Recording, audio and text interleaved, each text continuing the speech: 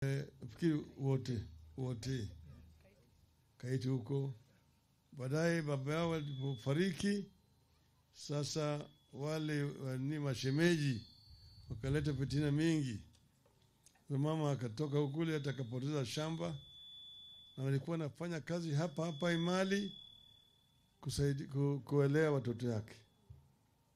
Sasa huyo kijana alikuwa amesoma, amepita mtihani mzuri, ilikuwa aingie katika chuo kikuu cha Kenyatta, lakini akapigwa risasi. Na yeye alikuwa ameahidi mama yake anakwenda kusoma, akimaliza kusoma yeye atafanya kazi ili aje ajengee mama yake nyumba nzuri. Maana yake mama yake hana nyumba. Tukakubaliana John Kiema ya kwamba kabla hatujakuja kuzika huyo kijana, tutanunua shamba na tujenge nyumba ndio tukuje. Ndio sababu tumekuja siku ya leo mama. Na mimi nataka kuambia mama, tuko na wewe na tutabaki na wewe. Pale ambapo tunaweza kusaidia tutasaidia. Hapa tuko na gavana hapa, huyo ni kijana yangu. Manake baba yake tulifanya naye kazi. Baba yake alikuwa waziri wangu, nilikuwa mimi waziri mkuu. Na tumefanya na kazi. Alipofariki tukaja hapa tukashika mkono ya kijana yake. Na yeye tangu wakati ile amekuwa kama senator, hajatusaliti sisi. Sasa yeye yako kama gavana. Sasa jukumu ya kwanza ni yake. Na akishindwa baba yuko hapa. Tutaendelea. Tunasema poleni sana. It's okay.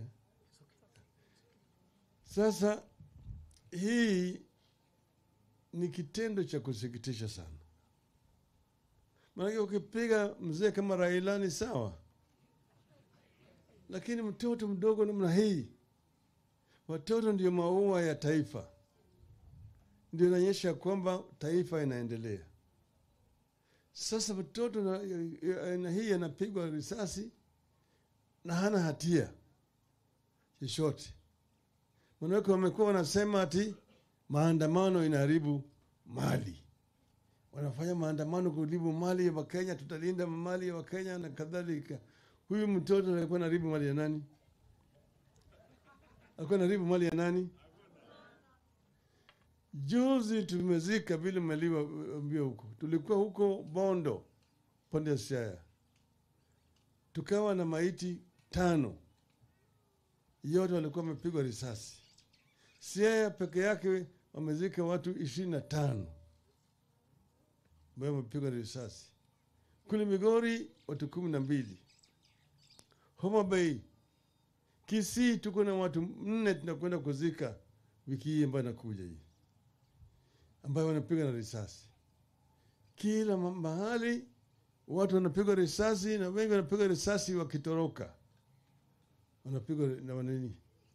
Alafu jamaa mwingine anasema ati sisi tunaenda kwenye mshwari kwa azima maiti ili tuonyeshe waandishi wa habari.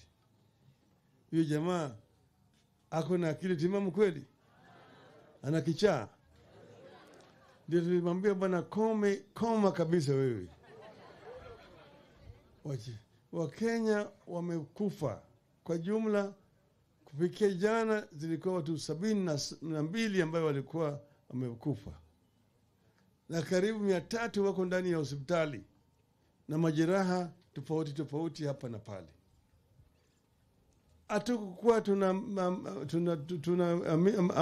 tunatarajia ati baada ya Wakenya kukuwa na katiba mpya ambayo Wakenya walipigania kwa muda mrefu zaidi, ati tungekuwa na serikali ambayo inaweza kusherehekea kupigwa na kuuawa kwa Wakenya. Unasikia bwana Kome anasema tutaendelea, na mtu athubutu ataona cha mtema kuni. Alafu mkubwa wake anasema polisi wamefanya kazi mzuri. Polisi wamefanya kazi mzuri, tumewanyorosha tuwakalia ngumu. Huyu ni mtu ambaye anajiita rais wa taifa la Kenya. Anashangilia ya kwamba amenyorosha wananchi, amepiga risasi na wameua wa Kenya. Je, hiyo ni serikali ya taifa kweli? Hiyo ni serikali ya wananchi?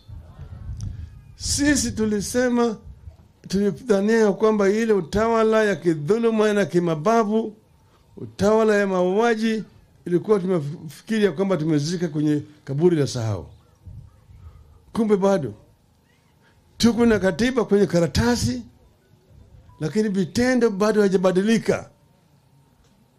Tumeona sasa udikteta ikichipuka katika taifa letu.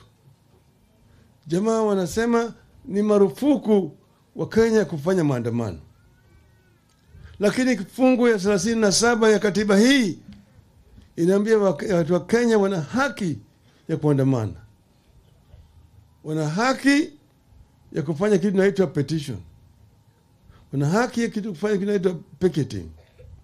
Lakini sasa serikali hii ya Bwana Ruto imepiga marufuku. Hii kifungu cha katiba haiko tena. Unaweza kufanya wewe dhuluma, unaweza kuwa wewe unalalamika, lakini huwezi kutoka na kufanya maandamano. Hata ukimwambia polisi huwezi. Lakini Wakenya walikuwa na sababu. Hata sasa wako na sababu. Gharama ya maisha imepanda. Bei ya unga imepanda. Bei ya mafuta imepanda. Bei ya sukari imepanda.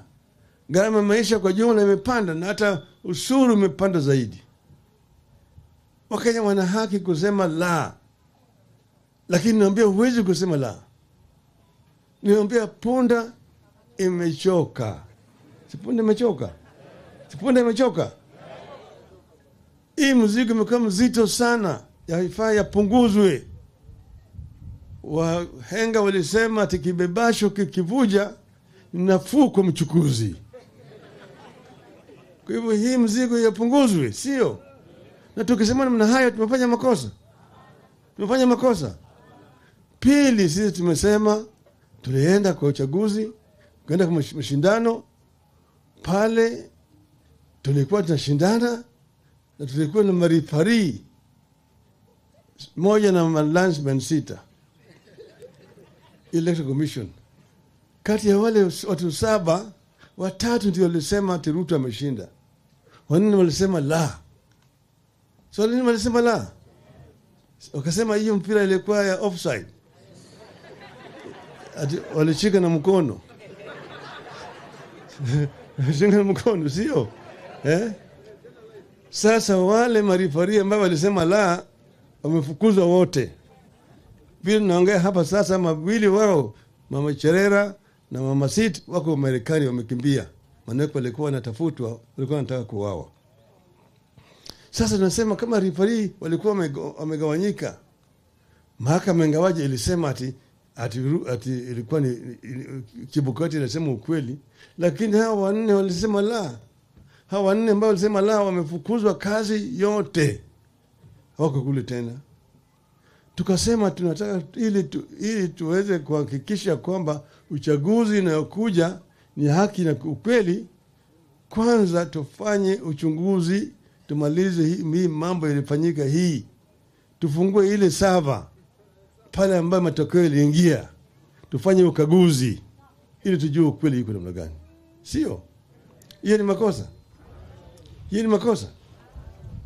Ili tukiunda tume mpya ya uchaguzi, tutakuwa na hakikisho kwamba watafanya uchaguzi wenye haki na ukweli. Wakenya watapiga kura, na bila wamepiga hiyo kura ndio inahesabiwa na itatangazwa namna hiyo. Hiyo ni ya pili. 3, Bwana Gachagua amesema ati Kenya ni kampuni. Kenya ni kampuni ambayo kuna hisa. Kuna watu wengine ambao wana hisa mingi zaidi, wengine wana hisa kidogo, wengine hawana hisa. Wanasema ati wale majamii ambao waliwapiga kura Kenya Kwanza ni wako na shares. Wale ambao hawakupiga kura kwa Kenya Kwanza hawana shares. Wanabagua. Unaona bila Paranya mwambia nyinyi, gazeti ya leo inasema kule KRA wameajiri watu. Asilimia 60% imeenda kwa kabila mbili peke yake. Wale wengine wote 43 wanagawanya yale ambayo mabaki hiyo kama makombo. Unaona, akiajiri kama permanent secretaries ambao ni watumishi wa umma 51, 13 kabila yake, 13 kabila hiyo nyingine, alafu kabila nyingine hata kama Kisii hata moja hakuna. Ubaguzi imezidi. Ukienda kwa mashirika ya serikali, shirika yote, chairman, managing director, yote naenda tuko watu wawili, na Wakenya wote wanapiga ushuru. Hapa nyinyi mnatoa ushuru kila siku. Mama akaenda pale duka kununua chumvi, ametoa ushuru. Ukinunua sukari, mtoa ushuru. Mkati, mtoa ushuru. Unga, mtoa ushuru. Ukivuta sigara, ndani yake. Ukikunywa Coca-Cola, hiyo yenyewe. Ukikunywa ile one for the road ile, hiyo ni mama yake sasa. Hiyo ni ushuru ambao wananagota kwenu hapa usiku na mchana, upende usi. Akishaweka hiyo ushuru kwenye hazina kule, Raila anataka kugawanya hiyo, sasa anakubagua.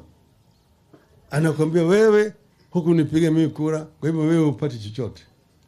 Sasa wewe si Mkenya. Unafanya nini Kenya kama huna hisa hapa? Serikali yote ni sawa sawa. Aile vile tumesema mpaka hii kamati ya Kalonzo na Ichungwa iangalie. Ili kija Mkenya awe ni Mkenya, anatambulika kama Mkenya, ana haki kama Mkenya, hata kama yeye ni mtu wa Azimio au mtu wa Kenya kwisha. Si sawa sawa? Sasa wamemaliza, wameanza kumaliza vituo vya uchaguzi. Sio uchaguzi, viungo vya utawala. Wameanza kuingilia na kuvunja. Kwanza waliingia bunge. Bunge sasa haina haki. Bunge imechukuliwa, imenunuliwa. Wabunge wamepigwa mnada. Wengine wamekuwa malaya. Wanapewa ruhusa namna hii, pande hii, lala chini.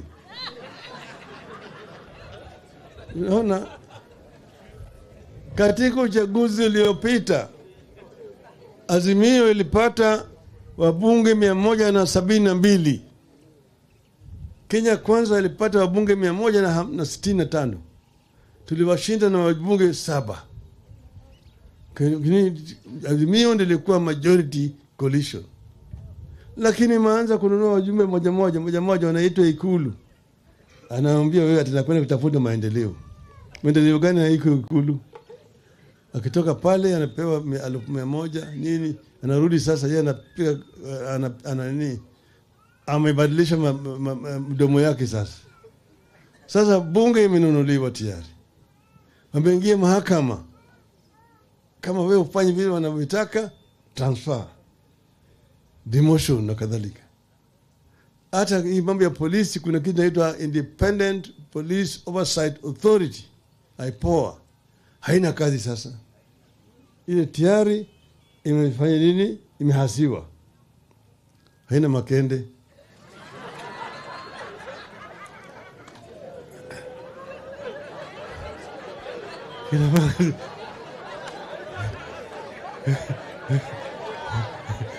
Kwa hiyo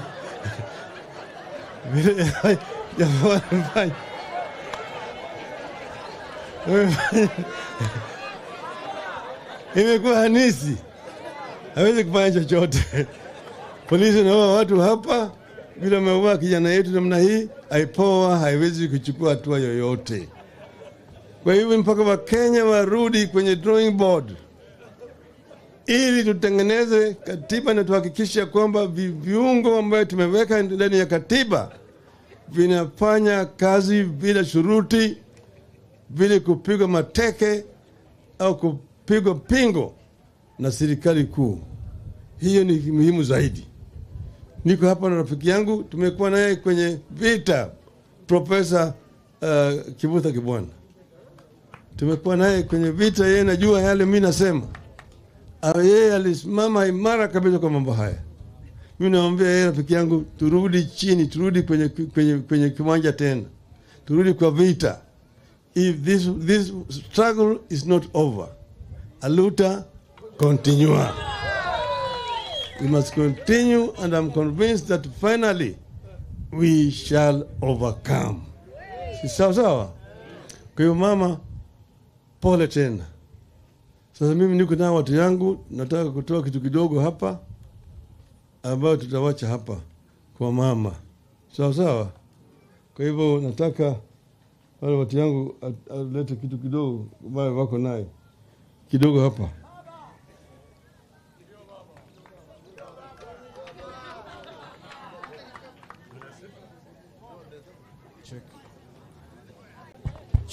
Check. Mnasema aje kwa baba? Mwanzo. Ati mnasema aje kwa baba? Hajasikia. Mwanzo mleta 10,000 hapa. Mwanzo ameleta 10,000. Kioni 10. Mheshimiwa Kioni 10. Leta tuile bali. Au niweke wanipatie. Wanjakoya anangojewa. Wajimeni niweke 100. Mheshimiwa Raila Prime Minister 100. Wanakuja.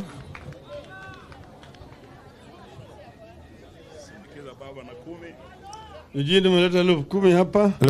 Ujini wa malo 10,000. Just Kambalu mjumbe wa hapa Kibwezi.